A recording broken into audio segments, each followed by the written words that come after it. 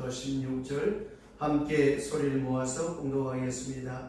내가 이미 얻었다 함도 아니요 온전히 이루었다 함도 아니라 오직 내가 그리스도 예수께 잡음과 된 그것을 잡으려고 달려가노라. 형제들아, 나는 아직 내가 잡은 줄로 여기지 아니하고 오직 하나님의 즉 뒤에 있는 것을 잊어버리고 앞에 있는 것을 잡으려고 표대를 향하여 그리스도 예수 안에서 하나님이 위에서 부르신 부름의 상을 위하여 달려가노라. 그러므로 누구든지 우리 온전히 이룬 자들은 이렇게 생각할지니 만일 어떤 일이 너희에게 다르게 생각하면 하나님이 또 너희에게 나타내시리라. 오직 우리가 어디까지 이르렀든지 그대로 행할 것이니라. 아멘.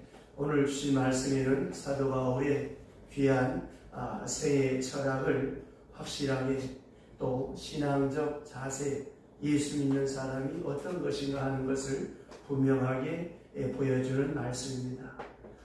인생의 성공 여부는 그가 세운 목적만큼 이룬다 하는 말이 있습니다. 또 어떤 의미에서 그가 가지는 고민도 행복도 근심도 그가 세운 그 목적에 따르게 되어지는 것입니다. 그렇기 때문에 실패라고 하는 것은 따로 없습니다. 왜냐하면 목적을 잘못 세운 것이 실패이기 때문에 그렇습니다. 오늘 말씀을 자세히 보시면 사도 바울이 세운 목적이 있습니다. 바울이 세운 그 목적에 따라 거기에 따른 구체적 목표가 있고 확실한 생을 살았다라고 하는 것을 보게 되어집니다. 특별히 그는 오늘 주신 말씀을 자세히 보면 내가 스스로 세운 그런 목적이 아니라는 거예요. 인간들은 대개 자기들이 세운 목적이 있죠. 자기 욕심에 의해서 혹은 자기가 세운 목적이 아니라 다른 사람이 세운 목적이 좋아서 남이 하는 걸 보아서 그래서 자기 처지나 자기의 어떤 달란트나 재능 이런 걸 생각하지 않고 남이 세워놓은 거 보고 좋아서 이렇게 한번 해봤으면 좋겠다라고 하다가 잘못되는 그런 경우가 많습니다. 어떤 책에 보니까 결혼에 대한 책인데 이 혼기에 찬 분들이 친구 결혼식장에 갔다가 그 친구 신랑을 보면서 내 신랑도 저런 사람이었으면 좋겠다. 저만한 학벌, 저만한 연봉, 저만한 외모였으면 좋겠다. 이러다가 잘못된다라고 하는 거예요. 그러니까 내 친구의 신랑, 내 친구의 신부는 거기에 맞는 것이고 나는 나대로의 또 다른 배우자가 있고 내 성향과 내 뜻과 내가 지향하는 바가 있는데 이런 외형적인 거 이런 것을 보고 잘못 생각했다가 그 결혼 생활이 실패로 끝나는 그런 경우가 많다는 그런 것을 책에서 온 것을 본 적이 있습니다. 그렇습니다. 내가 세운 뜻 혹은 하나님의 뜻 모든 것을 생각하고 그리고 뭐 결혼을 하든지 말든지 누구 하든지 이렇게 생각하지 않고 또 자기 처지라든지 이런 생각하지 않고 그저 외형적인 거 눈에 보이는 거 또 하나 여기에 시기와 질투와 욕심이 발동해가지고 어떤 일을 결정하게 되어지면 이거는 보나마나 실패한 그런 경우가 되어버리고 만담하는 것입니다. 자, 제가 결혼에 대한 얘기를 했습니다만은 그 외에 여러분이 직업을 선택하는 것도 다 그렇습니다. 정말 자기 능력에 맞고 또 하나님이 내게 주신 능력, 내게 주신 재능이 여기에 맞는 것이냐 아니면 누구 때문에 마지못해서 다른 사람의 권유 때문에 이런 동기로 혹은 상대방과 경쟁심에서 시기와 질투하는 마음으로 시작하면 그건 보나마나 실패한다라고 하는 것입니다. 그래서 저는 늘 그런 생각을 합니다. 제일 어리석은 사람이 누구냐 하면 다른 사람 가진 거 못 가진 거에 대해서 후회하는 사람, 남 잘 되는 거 보고 시기하고 질투하는 사람, 그것처럼 불쌍한 사람이 없습니다. 왜냐하면 그 사람은 그 사람대로의 생이 있는 것이고 나는 나대로서의 생이 있는 것입니다. 중요한 것은 내가 큰 사업가 가지고 돈을 많이 벌어야만 성공은 아닙니다. 돈은 작게 벌더라도 내가 하늘의 열정을 다할 수 있고 성실을 다할 수 있고 진실을 다할 수 있다면 그 사람이야말로 진정으로 행복한 사람이고 성공한 사람입니다.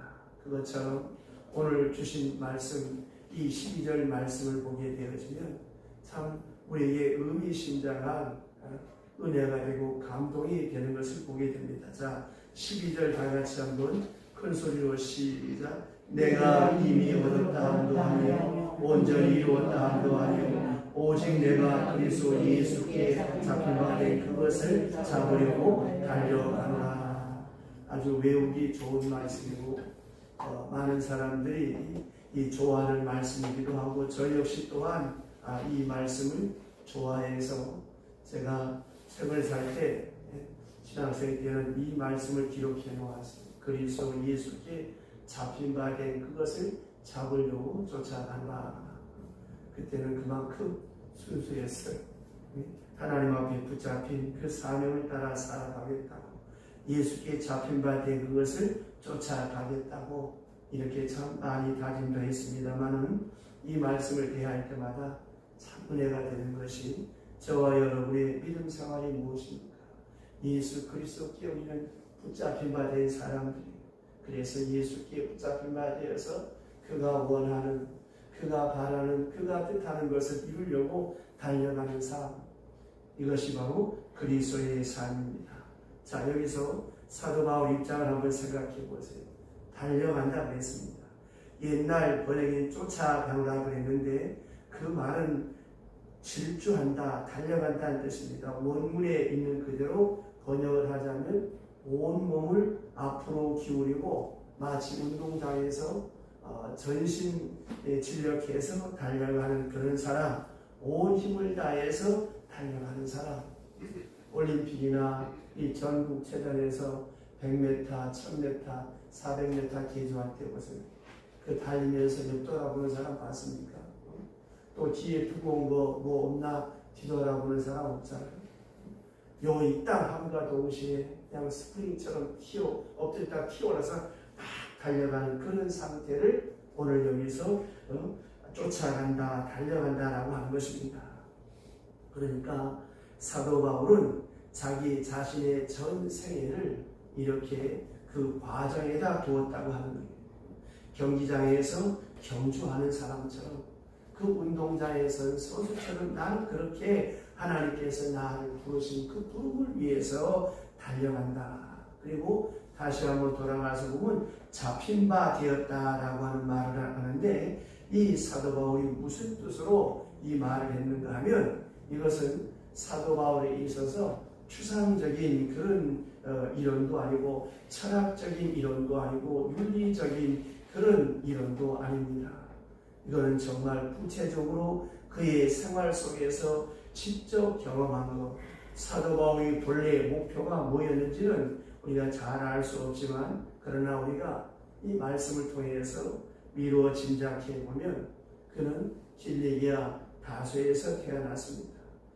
쉽게 말하면 아주 문벌 좋은 곳, 뭐 서울에서 태어났다, 영국에서 태어났다, 뉴욕에서 태어났다, 이것처럼 아주 좋은 곳에 태어났고, 그는 또 헬라 철학에 아주 능통했고 동시에 히브리 종교에 깊숙이 훈련된 사람이었고, 그래서 흔히 많은 사람들이 얘기를 합니다만은 이 사도 바울은 그 당시에 대학자였던 필로와 같은 사람, 초대교회 유명한 역사가요 철학가였던 필로와 같은 그런 사람이 헬라 철학과 히브리 종교를 이렇게 합쳐서 조화를 시켜서 하나의 사상을 이루어보려고 했던 하나의 역사가요 사상가와 같은 그런 인물이 되려고 했다라고 그렇게 많은 사람들이 짐작하고 있습니다.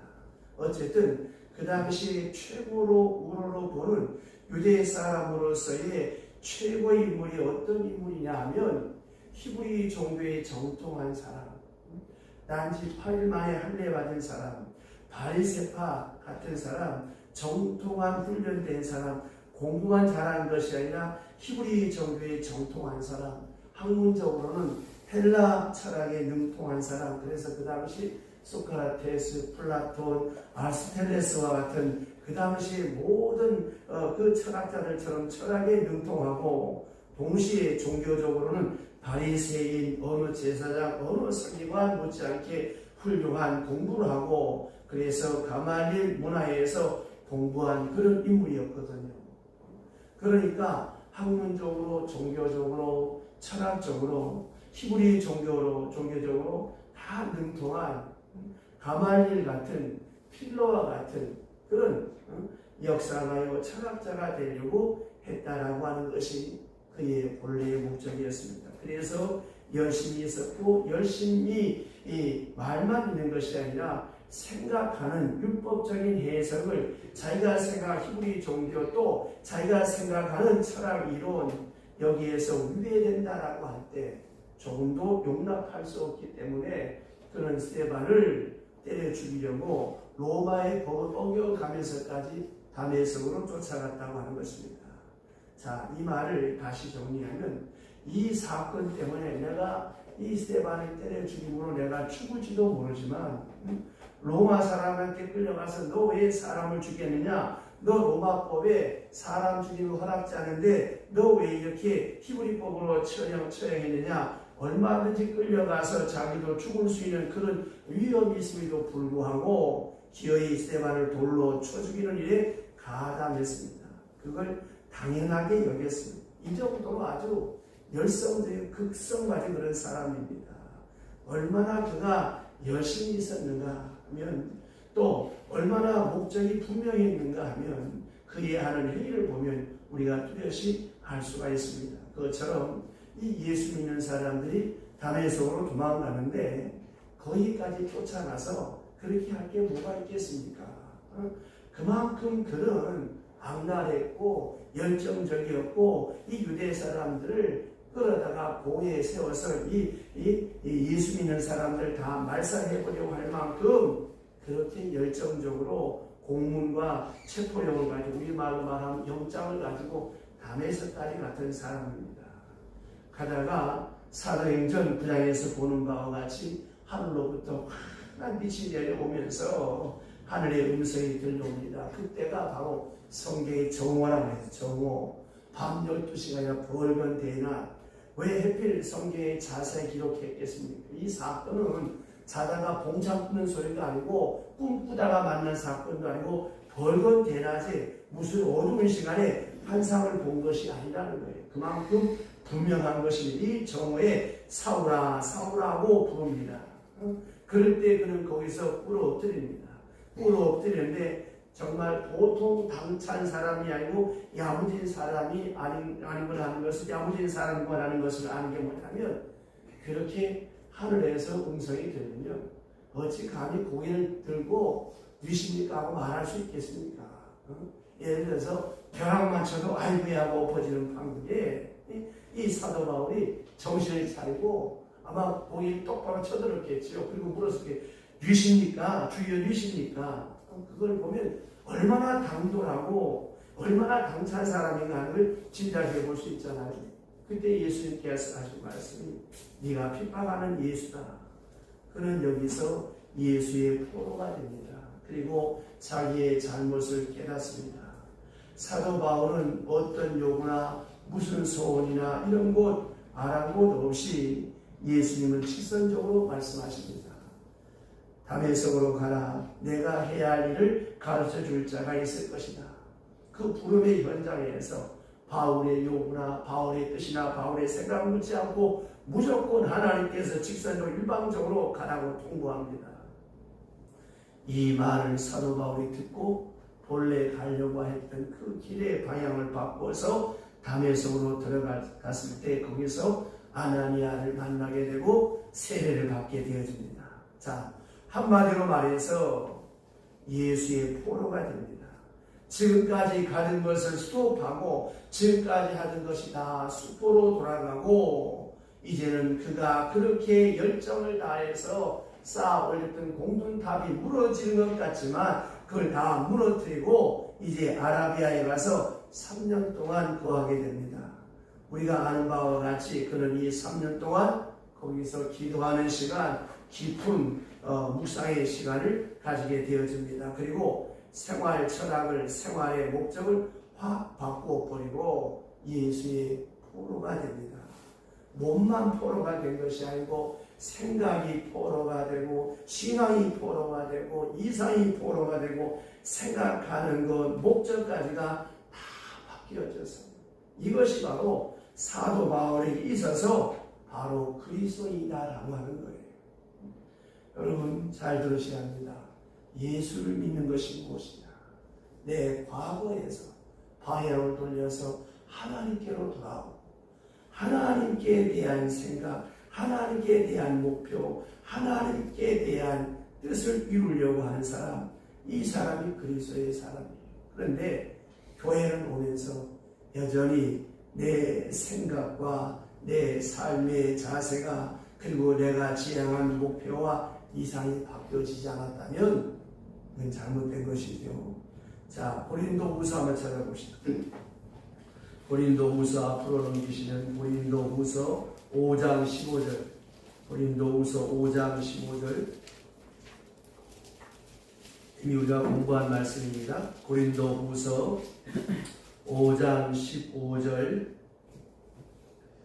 신약성경 290페이지 고린도후서 5장 15절 시작. 그가 모든 사람을 대신하여 죽으심은 살아있는 자들로 하여금 다시는 그들 자신을 위하여 살지 않고 오직 그들을 대신하여 죽었다가 다시 살아나시를 위하여 살게 하여 함이라. 아멘. 자, 예수 믿는다는 것이 무엇입니까?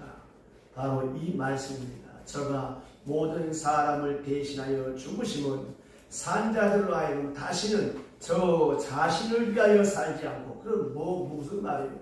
그리스도를 위하여 살라는 것이며 저 자신을 위하여 살지 않고 오직 저희를 대신하여 죽었다가 다시 사신 자를 위하여 살게 하여 함이라. 다시는 내 자신을 위해서 살지 않고 나를 위하여 죽으셨다가 다시 살아났다고 하는 사실, 바로 그 예수를 위하여 사는 삶, 예수를 위하여 살게 하기 위하여 예수가 죽으셨다는 것을 믿고 그분의 뜻을 따라 살아가는 것이 예수를 믿는다는 것입니다. 그러므로 예수를 믿는다라고 하는 것은 수단을 예수께로 바꾼다는 것이 아니에요. 목적을 예수께로 바꾼다고 하는 것입니다. 그런데 우리는 여전히 예수를 내 목적을 이루기 위한 뭐로서요? 수단으로. 자주 말씀드리는 알라딘의 마술램프처럼 이 뚜껑을 비비면 마왕이 나와서 주인님 내가 뭘 해드릴까요? 야 돈벼락 쏟아지게 해라. 그런 하나님이 아니란 말이에요. 우리는 자꾸만 하나님을 수단으로 쓴단 말이에요. 그러면 진정으로 예수 믿는 것은 무엇입니까? 목적을 예수께. 모든 돈벌이를 해도 하나님의 영광, 일을 해도 하나님의 영광, 잠을 자도 하나님의 영광, 말을 해도 하나님의 영광, 모든 것이 어떻게 하면 한 사람이라도 예수 믿게 할 수 있을까? 한 사람이라도 저 하늘나라가 내 삶을 통해서 보여지게 할 수 있을까? 여기에 포커스, 여기에 초점을 맞추고 살아가는 거예요. 그렇게 살아갈 때 하나님이 내 건강이 필요하면 건강 주실 것이고요. 지혜가 없으면 하나님에게 지혜 주실 것이고, 내가 참을 수 없는 상황에 놓였을 때 참을 수 있는 힘도 주실 것이고, 내가 할 수 없는 일이 있을 때 할 수 있도록 하나님께서 하신 줄로 믿으시기를 바랍니다. 오늘도 예수 믿는다고 하면서 목적이 내게 있고 방법은 예수께 있는 사람이 있어요. 제가 두 가지를 대조해서 말씀을 드릴 테니까 여러분 서로 잘 생각해 보세요. 어떤 분은 예배 시간에 이렇게 찬송 부르고 통성 기도하면 열심히 해요. 설교 시간한테는 왜 그런가 했더니 이 사람이 옛날에 무당이었는데 무당을 그만두고 예수를 믿고 나니까 무당을 늘 푸닥거리 하는데 익숙해 있잖아요. 그래서 막 박수 치고 찬송하고 기도할 때는 좋은데 조용하면 이 잠을 자게 돼요. 그런데 또 한 사람은, 이 사람은 결혼을 했는데 어린아이를 낳지를 못했어요. 그래서 이혼을 당하고 또 이혼을 당하고 3번을 결혼을 했어요. 이 아이를 못 낳는데 이 병도 없습니다. 의사한테 진찰을 해봐도 아무 이상이 없어요. 그래서 이 사람은 어린애 낳는 것 때문에 절에 가서 6개월 동안 있었어요. 이 약 먹고 저 약 먹고 다 해봤지만 뭐 무당굿도 해봤고 부적통까지도 다 다녔고 교회에도 나와서 예수를 믿기 위해서 교회를 나왔다는, 열심히 나와 세례도 받고 열심히 나오고 했어요. 자, 이 두 사람 놓고 생각해 보세요. 무당기가 덜 빠진 사람의 목적은 어디 있었을까요? 하나님께 있었어요. 방법은 약간 무당기가 덜 빠져서 있었지만 아직 그래도 목적은 오직 하나님께 있어요. 또 한 사람 목적은 뭐예요? 아이 낳는 데 있었어요. 어디까지나 이것은 아이를 낳기 위해서 예수를 방편으로, 예수를 수단으로, 방법은 예수를 믿는데 예수 믿는 방법을 취했지만 목적은 뭐예요? 애 낳는 거예요. 그럼 이 두 사람 중에 어느 쪽이 예수 믿는 사람인가요? 설령 와서 좋을지언정 하나님의 영광을 위해서 하나님께 예배 드린 목적을 두고 무당기가 덜 빠진 사람, 좀 여러 가지 좀 경건치 못한 모습도 있지만 그래도 이 사람이 예수를 믿는 사람이에요. 그러나 애 낳기 위해서 교회에 왔어요. 이 사람 그 기도 응답 안 되면 또 교회에 떠나갈 사람이에요. 그러니까 보세요. 방법이나 형식은 좀 잘못될 수 있어요. 주님 보시기에 못마땅히 하기도 해요. 그래도 괜찮습니다. 그건 용납될 수 있습니다. 얼마든지. 내가 알 때 하나님이 봐주신다. 얼마든지 그 중심이, 그 중심만은 하나님께 있을 때. 이게 참 중요한 거예요. 그러니까 엄연히 교회에 나오는 것 같은데 어지간히 잘 믿는 것처럼 보이는데 목적이 틀렸어요. 목적이 자기에게 있어요. 자기 욕망, 자기 명예, 자기 자랑, 자기 교만. 그래서 그냥 교회는 하나의 수단이에요. 이 사람은 교인이 아닙니다. 오늘 사도 바울은 여기서 중요한 문제를 이제 말씀하고 있어요. 나는 목적이 그리스도에게 있다. 그러면 예수 믿는다는 게 뭐냐? 목적이 그리스도께로 돌아가는 것이다. 어느 때라도 좋습니다. 중생이란 바로 이것을 말하는 거예요. 목적이 그리스도에게로 돌아가는 거. 방법이야 뭐 문화적인 것이고 자기가 살아온 배경에 따라 다른 것이기 때문에 좀 부족할 수 있어요. 그러나 그 중심, 그 목적, 그것이 예수께 있어야 예수 믿는 사람입니다. 제가 거듭남에 대해서 3가지 말씀드렸죠. 세상을 보는 눈이 인간 중심이 아니라 예수 중심. 내 생의 목적이 나 잘 때는 나를 위한 목적이 아니라 하나님의 영광. 또 하나가 이 세상 모든 마무리치가 지못대로 돌아갔지만 이 세상 모든 것을 하나님이 섭리하고 다스린다고 하는 세상을 보는 눈이 바뀌어야, 세관이 바뀌어야 거듭난 것이다. 자, 생의 목적, 생의 가치관, 세계관, 이 3가지가 바뀌어야 됩니다. 그래서 성경에 보면 다윗에 대해서 말씀하지 않습니까? 나는 중심을 본다. 중심을 보노라. 마음 깊은데. 그것이 또 사실 우리 사람도 그렇지 않습니까? 좀 잘못해도 그 중심이 좋으면 문제가 없어요. 아주 예의 바르고 잘하는 것 같은데 속이 틀렸다. 그렇게 되면 참 무서운 사람이죠. 멀어질 수밖에 없죠. 그렇기 때문에 목적에 대한 문제를 우리가 분명히 생각해야 되는데 오늘 사도 바울은 그리스도께 붙잡혔다. 몸만 갇힌 것이 아니고 생활만 잡힌 것이 아니고 이상까지 생각까지 내 모든 것이 하나님께 붙잡혔다. 내게는 선택권이 없다. 나는 내가 어떻게 할 능력을 따로 갖지 못했다. 나는 그리스도의 완전한 포로가 되었다. 이게 여러분 예수 믿는 사람입니다. 자, 여러분에게 자유가 있다고 생각하십니까? 여러분이 예수 믿는 걸 스스로 믿은 것입니까? 아니면 하나님의 은혜입니까? 많은 사람이 생각하기를 내가 똑똑해서 예수 믿었고 내가 결단해서 내가 예수 믿었다고 할지 모르지만 그건 아직까지 회개를 더 해야 되는 사람입니다. 보세요. 평양감사도 저시는 그만이에요. 그런데 내가 누구의 강권적인 손에 끌려 교회에 왔어. 올 때는 저 사람한테 끌려왔다고 생각했지만 시간을 놓고 생각해보니 하나님께서 나를 인도하셨다고 하는 것입니다. 그러니까 내가 선택한 게 아니고 하나님이 나를 선택했습니다. 안 믿으려고 애를 썼고 하나님과 멀어지려고 했고 도망가려고 했는데 하나님께서 나를 강제로 붙들으셨어요. 내가 좋아하는 걸 끊어버리고 그리고 하나님 앞에 나오게 했다고 하는 것입니다. 이렇게 믿는 것이 예수를 믿는 것입니다. 이것은 교양 사업하는 것도 아니고 이 시간에 상식을 배우러 온 것도 아니고 좋은 강의 들으러 온 것도 아니고 그거 믿어주는 게 좋다 그것도 아닙니다. 하나님이 나를 강권적으로 붙들어서 도망갈 수가 없어요. 절대로 여기서 한 발도 바깥으로 나갈 수 없다고 믿는 바로 그 믿음이 진정한 믿음입니다. 그래서 바울은 나는 자유가 없다. 담의 석에서 포로가 되었다. 나는 복음을 전하지 않으면 저주를 받을 것이다. 이렇게 그는 고백하고 있습니다. 그러니까 그가 어떤 처지에서 붙들린 사람인데 어떤 여건에서 예수를 만난 사람인데 딴 길로 갈 수가 있겠습니까?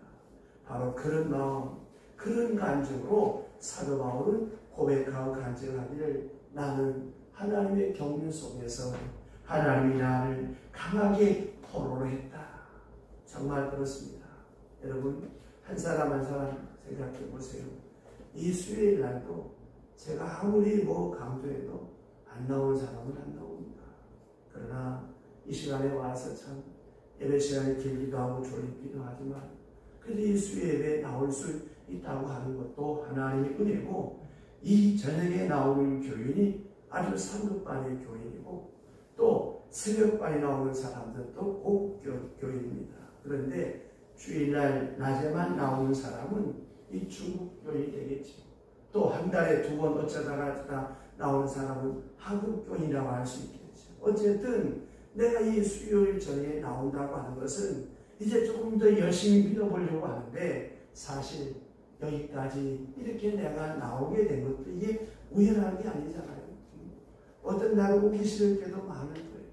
그래도 교회를 생각하는 마음, 목회자를 생각하는 마음이어서 나올 때도 있었을 것이고 나오는 날마다 은혜 받고 나오는 날마다 꿀송이처럼 말씀이 다 닿으면 얼마나 좋겠습니까? 그래도 불구하고 내가 이렇게 나오게 된 거 이게 하나님의 은혜지요.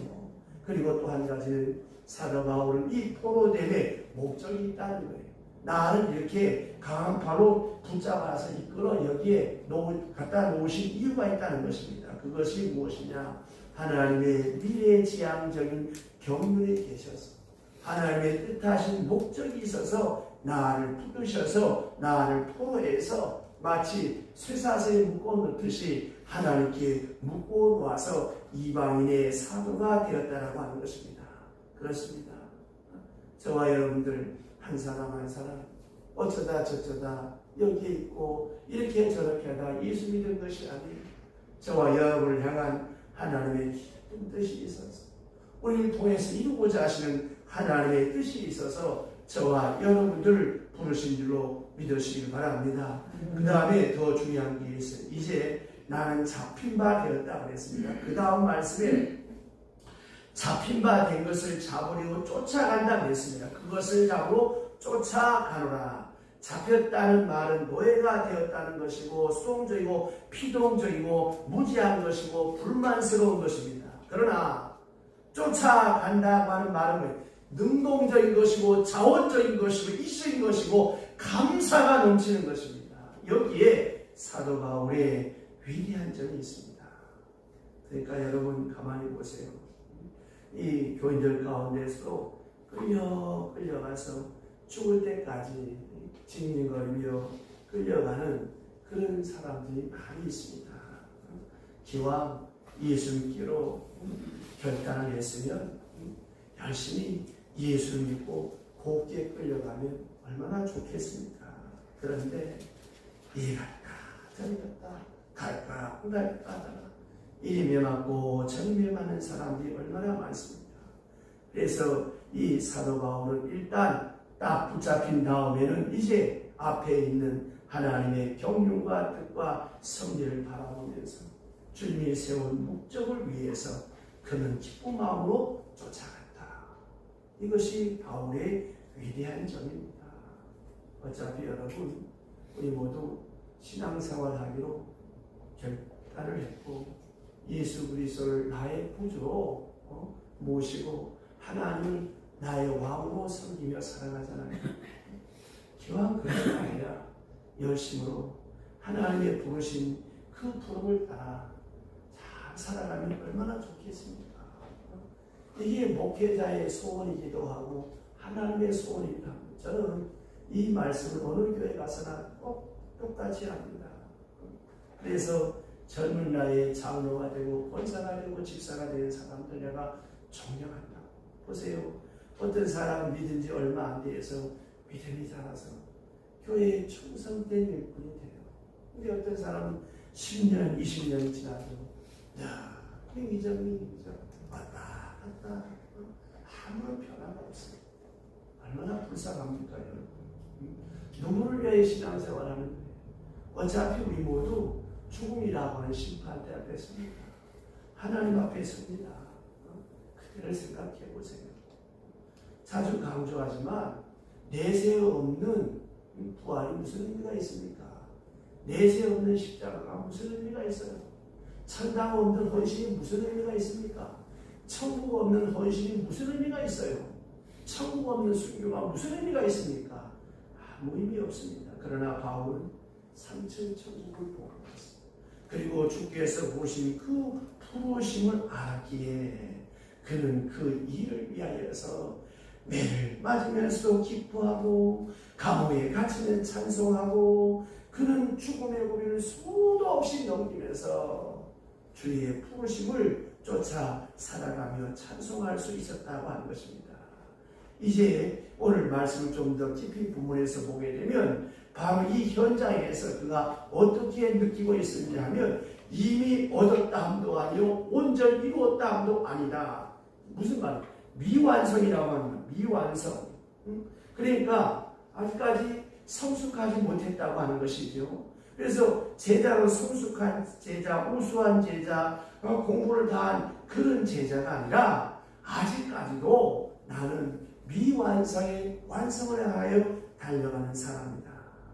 언제나 하나님께서 부르신 그 부르심의 상을 위하여서 내가 모든 것을 다 이룬 사람이 아니라 아직까지 이루어가는 사람이라고 그는 그렇게 고백하고 있습니다. 얼마나 여러분 겸손한 고백입니까? 여러분 가만히 한번 보세요. 우리가 예수를 믿고 세례를 받는 그런 교인으로 살아갑니다마는 그 교인으로 살아가면서 어려운 일을 당하면 어떤 사람들은 도망가 버리고 또 순교하게 되면 피해 버리고 힘들면 도망가는 그런 미약한 교인도 있습니다. 그러나 성숙한 교인은 내게 다가온 어떤 일이 있어도 그것을 기쁨으로 감사함으로 내게 맡기신 하나님의 부르심임을 믿고 감사하며 따라가는 거예요. 여러분 성경에 보세요. 아브라함이 얼마나 위대합니까? 아브라함 하면서 다 좋아하지만 막상 여러분이 아브라함이 됐다고 생각해 보세요. 그렇게 순종하기가 쉽지 않습니다. 어떻게 갈 바를 아지 못하고 갑니까? 어떻게 바랄 수 없는 게 바랍니까? 어떻게 순종할 수 없는데 순종할 수 있겠습니까? 말이야 쉽지. 우리가 욥의 고난을 얘기합니다. 뭐 10남매가 하루아침에 죽고 재산이 도적을 받고 와 대단하다 위대하다. 막상 나한테 닥쳐보세요. 내 자식에게 조그만 숨투만한 불행한 일이 있어도 부모는 가슴이 터지고 창자가 끊어지는 거예요. 우리가 그런 신앙의 선진들을 보면서 어떤 생각을 해야 되겠습니까? 믿음의 삶이 위대하고 숭고하지만 그렇게 성숙하게 그 말씀을 따라 순종하기가 쉬운 것이 아니구나. 이걸 우리가 생각해야 돼요. 더 쉽게 여러분 헌금하기 쉽습니까? 작은 돈 헌금할 수 있어요. 큰 헌금하기 어렵습니다. 그만큼 믿음이 따라가야 되는 거예요. 자, 순교 생각해 보세요. 우리가 스테반을 생각할 때, 스테반이 돌에 맞아 죽었다. 순교했다. 와, 훌륭하다. 막상 내가 스테반이 됐다고 한번 생각해 보세요. 그 모진 핍박을 견디면서 나는 과연 찬송할 수 있었을까? 참 그 길가 쉽지 않잖아요. 그래서 오늘 사도 바울은 말하는 거예요. 나는 아직 완전하게 이룬 사람이 아니라 미완성의 완성을 향하여 달려간다. 얼마나 겸손한 사람입니까? 오늘 본문을 자세히 보시면 그러면 사도 바울이 어떻게 했느냐? 현실적으로 이 시점에서 사도 바울이 이랬다는 거예요. 미완성한 그 중에서 그는 완성을 스스로 생각하는데 다만 두 가지 비결이 있었습니다. 하나가 무엇이냐? 뒤의 것을 잊어버리고 과거의 것 다 깨끗이 끊었다고 하는 거예요. 예수 믿는데 걸림돌이 무엇입니까? 과거를 정리하지 못하는 거예요. 예수 안 믿었을 때 만나던 사람, 예수 안 믿었을 때 했던 행동들을 끊지를 못하는 거예요. 취미가 바뀌어지지 않는 거예요. 생활이 바뀌어지지 않는 거예요. 그러니까 예수를 제대로 믿을 수가 없는 것이죠. 그래서 말입니다. 언제나 우리는 이 과거 정리를 바로 해야 되는 것입니다. 그렇지 않으면 믿음 생활을 우리가 바로 할 수가 없는 거예요. 그리고 바울은 말하기를 뒤에 있는 것을 잊어버리고 깨끗이 잊어버리고 그 다음에 중요한 것이 앞을 향하여 달려간다. 미래의 지향적입니다. 뒤의 것을 잊어버리고 앞에 있는 것을 쫓아간다. 앞에 있는 게 뭐예요? 그리스도의 날에 내게 주신 영광과 상급, 하나님의 부르심, 하나님이 내게 말씀하시는 그 목적, 그 표적을, 그 표대를 바라보고 달려가는 거예요. 왜 달려가느냐? 위에서 부르심의 상을 위하여 그랬습니다. 주가 주시는 상만 바라보고 달려갔다고 하는 거예요. 사람들이 나를 알아주든지 말든지 욕을 하든지 뭘 하든지 박수를 치든지 말든지 이런 거 전혀 신경 쓰지 않았어요. 오직 정도를 걸었습니다. 위에서 부르시는 부르심을 쫓아서 상급을 바라보고 나갔다고 하는 것입니다. 이게 중요한 거예요.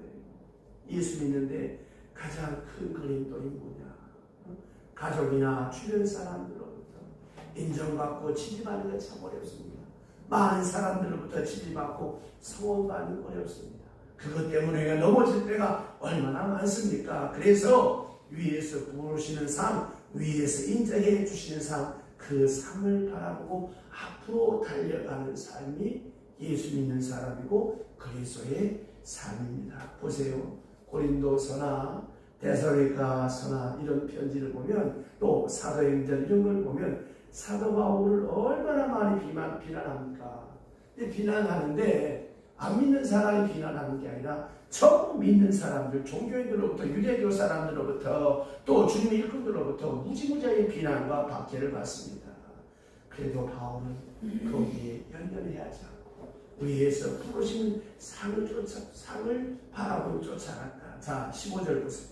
15절 다 같이 15절 16절 시작. 그러므로 우리가 이제부터 어떤 사람도 육신을 따라 알지니 만일 어떤 일에 너희가 달리 생각하면 하나님이 이것도 너희에게 나타내시리라.